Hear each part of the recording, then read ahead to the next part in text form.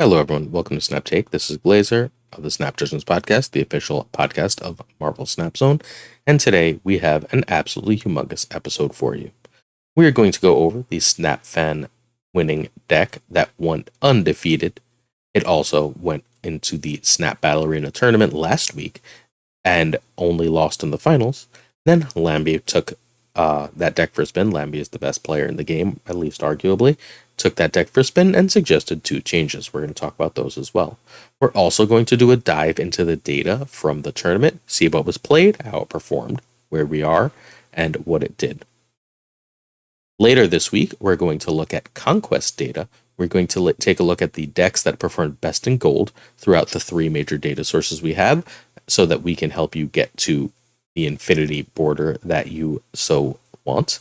And we're going to be looking, in addition, for those of you who are still on the climb, at the best Series 3 only decks.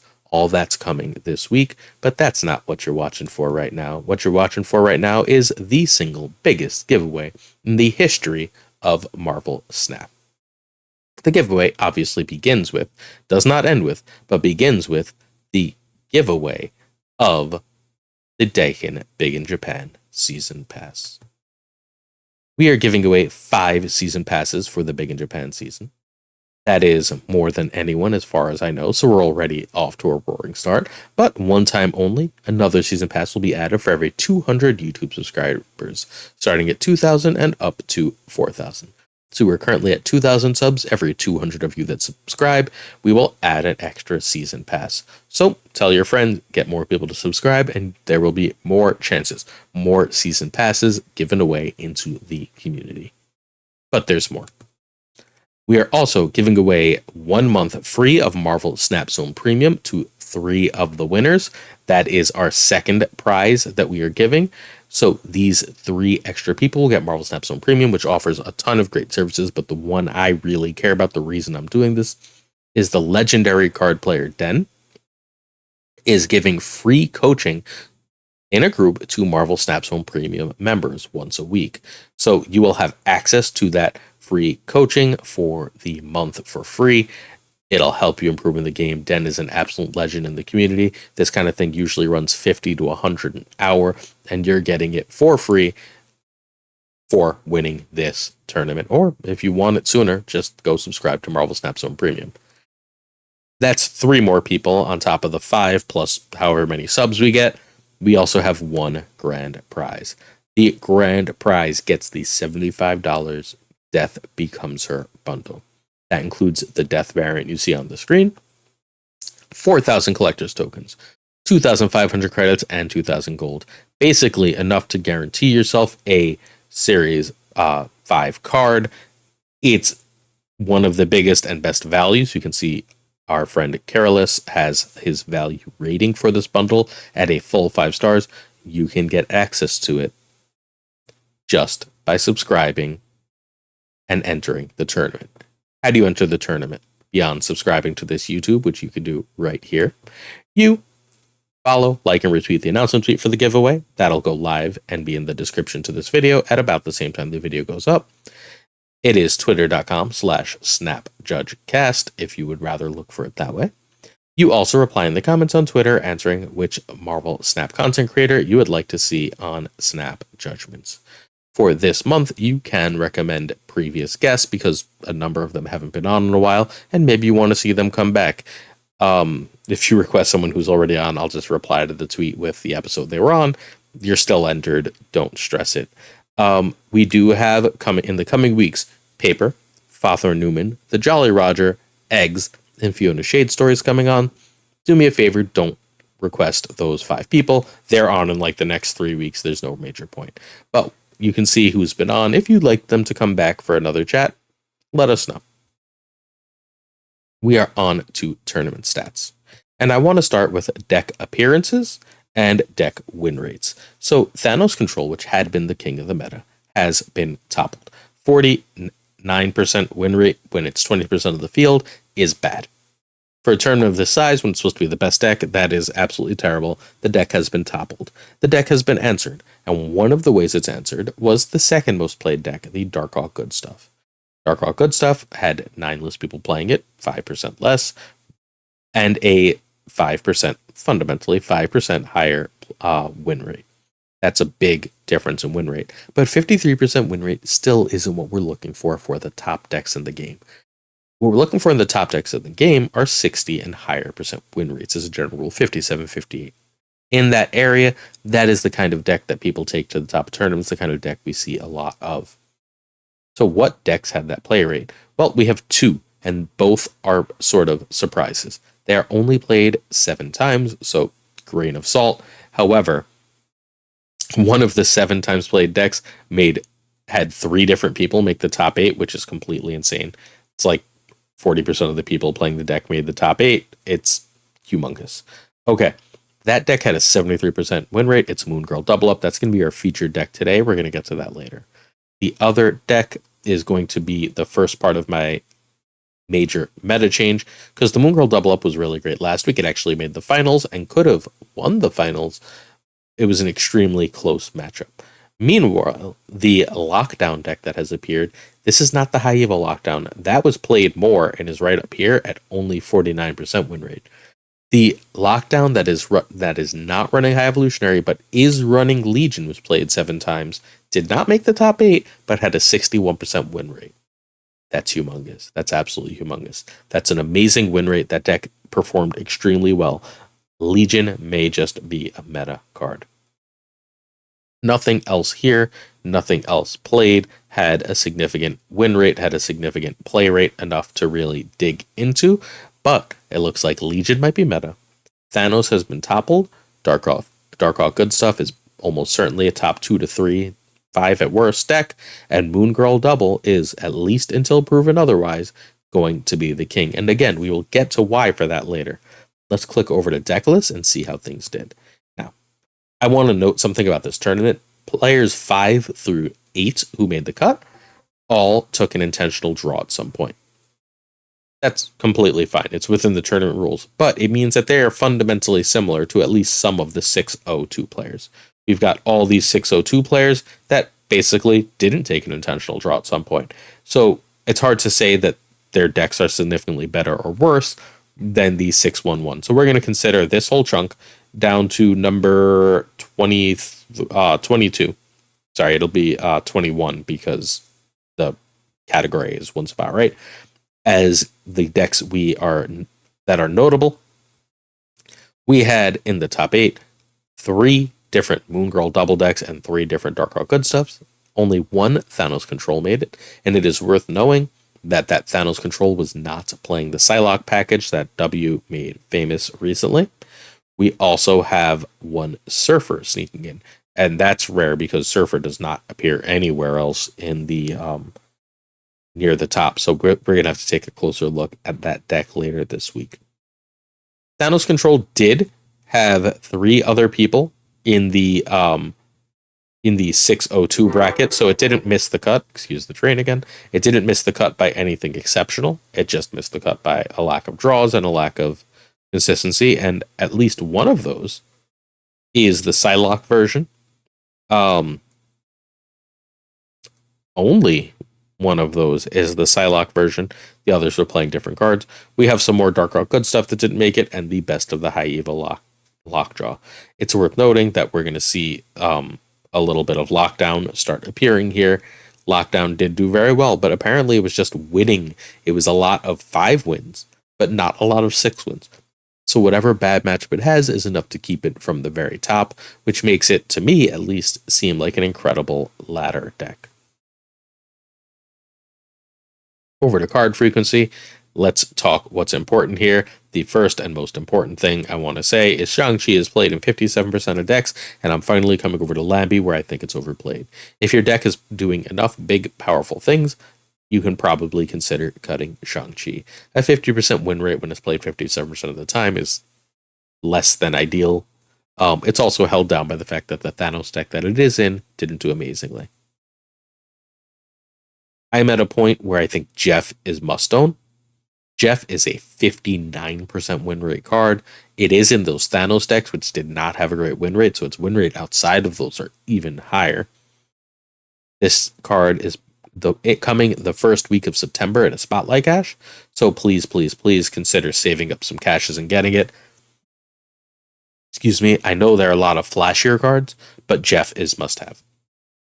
Lad a little less so. None of these other cards are incredible. Cosmo's pretty good though at 54%. Cosmo's again in those Thanos decks that didn't perform super well, so it's worth noting that his performance otherwise is great. As we scroll down, I care about things that are basically played 20 times or more. We see a lot of 50%-ish cards. We've got a little pump for Enchantress. Enchantress is actually better than Shang-Chi right now in the tournament. Worth knowing, but worth keeping an eye on because the meta is in a state of flux. Let's see if that continues. The key card here I want to actually talk about is Legion. Legion played 32 times with a 60.6% win rate. I think Legion is must own at this point. Looking at this and the lockdown stats, Legion is so powerful and such a disruptive force. I think it does so many things so well at its stat line that I think you should go out of your way to spend 3,000 tokens if you have it and get Legion. I'm aware the next 2 months have really powerful cards. I think that this stat shows the power of Legion. Magic at 54%, very good considering the amount it's played. Korg at 54%, we know that's in a Rock Slide deck. Now, Sunspot is the other card. I've got actually Sunspot and Nebula right down here are the other two cards I want to talk about at very high 62 and 59% win rates. The reason for this is these go both in the double She-Hulk decks. Sunspot is in every double She-Hulk deck and Nebula is in many, while they are also in the Legion decks because Legion loves being able to close off locations and let Sunspot and Nebula just win them with their passive abilities. These decks are great. These cards are the premier 1-drops in the game once more. We had a detour for Kitty, and Iceman is always great, but it looks like it's back to Sunspot with a side of Nebula. That's going to close up our stats deep dive. If there's anything else you'd like to know, like me to list for this, please do let me know. I'm going to drop this document. Thank you, Torican, for compiling it. As always, I'm going to drop this document into the description to this video. Let's get to the decks. First, we have Jeet's Double She-Hulk Snapfan Open winner. This is the deck that went undefeated. Let's talk about what it is, what it does. So there's an ideal curve for this deck. If the opponent doesn't have counters, if everything goes according to plan, you want to go Sunspot on 1, Misty on 2. Then you want to play something like Armor or Jeff on 3, Magic on 4, Moon Girl on 5, skip 6 into She-Hulk and Hulk. The other thing you can do, slight alteration, is Magic on 3, give up that turn of energy. Cyclops on 4, Moon Girl on 5. That keeps you getting an extra energy and extra power for Sunspot and Misty every turn, and it keeps your Hulk growing basically every turn except that one Magic turn. You can flip when you play Magic and Cyclops as necessary. The deck also has backup plans against a card like Scarlet Witch, which had a really high play and win rate in this tournament. Cosmo will help protect your Limbo. So that will replace Cyclops for those matchups. If you're playing against a lockdown player, Cyclops has extreme value getting into one of those lanes and basically making the Spider-Man, Professor X, or Storm's life hell. Those are low power cards to begin with, and giving them and whatever is trying to win that lane negatives, while you also have Jeff or something else, is a very powerful play. Also, Misty can add extra power there, Sunspot adds extra power, etc., etc. Sunspot, Cyclops, and Misty also provide protection to the Legion nonsense, as does Cosmo. If there's a location you really don't want to be everywhere, Cosmo will protect that. We're finally at the core of the deck. You've got Moon Girl to try and play on turn 7, 2 She-Hulks, 18 power, and a Hulk, which is something usually like 16 power at this point. So that's a massive, massive power last turn, and it's fairly wave-proof in an open deck list format, which is important. So if your opponent waves on 5, you're still passing 6, right? So it doesn't really matter. Nothing changes. If you know they have wave and they're going to wave on 6, you just play your She-Hulk. You're not going to get the double, unfortunately. You just play your She-Hulk on one turn and Hulk on the last turn, and that will do the job. That still works out fine. You're still adding like 25 power over the last 2 turns, plus whatever Cyclops, Echo, Cyclops, Sunspot, so on get. Echo is really key tech here. It's the one card added from last week. Echo basically says you can't Professor X here. And knowing where they can't Professor X tells you where you want to put power to make sure you're winning a lane. They can still Spider-Man, right? But like with the Moon Girl, with the magic timing, that Spider-Man becomes more difficult.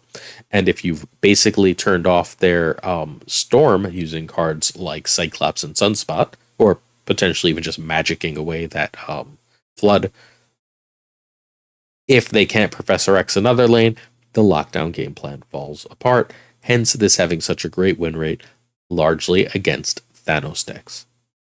This deck is absolutely stacked. Every card synergizes. So this deck was so exciting that after the tournament, Lambie immediately started streaming last night and suggested, after playing it, 2 changes. Those 2 changes are Cyclops and Armor out, Wasp and America in. Let's talk about them. First, America is an amazing consistency piece. America Chavez is a bet on, I know if I see my cards on curve, we're going to be set. The only card you really want to top deck on turn 6 is She-Hulk or Hulk. And there are like 6 cards. You want to see Magic earlier than 6. You want to see Moon Girl earlier than 6. You want to see Sunspot, Misty, etc. all earlier than turn 6. Cosmo. So there's enough benefit to running America, and I'm going to say America is in over Cyclops for the time being. Sorry, America's in over Armor for the time being, because Armor's a protection piece. Armor says I'm more consistent against Shang-Chi and Killmonger. You should be okay against most Shang-Chi because of the time you're playing your cards. You should be able to basically ditch priority and still steal that game. That'll be okay, right? There is no protection from Killmonger except Armor, so if you're seeing a lot of Killmonger in your pocket meta, that change is probably wrong. If you're not, then America's probably better because consistency in Marvel Snap is absolutely key. The other major change is Wasp for Cyclops, and I just don't like that change. I think Wasp is a very strong card as a fundamental 0-2, but Cyclops says those lockdown matchups are now favored for you. Your opponent who wants to Storm before they have Cyclops in hand must carefully consider whether it's worth it. Note when they know you have Cyclops. They know you have a card that can basically steal that lane. They must consider if they're going to Spider-Man a spot, if they're going to Professor X a spot, if Cyclops is there. In fact, I would argue that if Cyclops has any significant power next to him there, Sunspot, that lane fundamentally can't be Professor X or Spider-Man. So I think Cyclops is better than Wasp, disagreeing with Lambie, and I think the America Chavez change depends on how much Killmonger specifically you're seeing in your pocket of the meta. All right, that was a big one. Hopefully you enjoyed. We'll be back tomorrow with a look at Conquest data. We're going to look at 2 more decks, including a Series 3 only deck. Please enter the giveaway, like, sub. We appreciate you. Peace. See you tomorrow.